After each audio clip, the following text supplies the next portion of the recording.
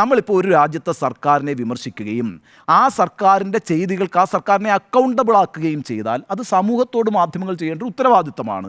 അതിനെയാണ് നമ്മൾ പേട്രിയോട്ടിസം എന്ന് പറയുന്നത്. കാരണം അത് രാജ്യത്തോടുള്ള സ്നേഹം കൊണ്ട് മാധ്യമങ്ങൾ ചെയ്യുന്നതാണ്. കാരണം തിരഞ്ഞെടുക്കപ്പെട്ട ഒരു സർക്കാരിന് തിരഞ്ഞെടുത്ത ജനങ്ങളുടെ ഒരു ബാധ്യതയുണ്ട്.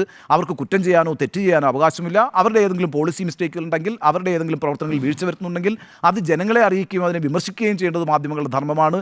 അതിനെ എല്ലാ ലോകരാജ്യങ്ങളും, ജനാധിപത്യത്തിൽ വിശ്വസിക്കുന്ന എല്ലാ ലോകരാജ്യങ്ങളും ഈ രാഷ്ട്രസ്നേഹമായിട്ടാണ് കാണുന്നതെങ്കിൽ ഇവിടെ സർക്കാരിനെ വിമർശിച്ചാൽ എന്താ സംഭവിക്കാമെന്നറിയാമോ?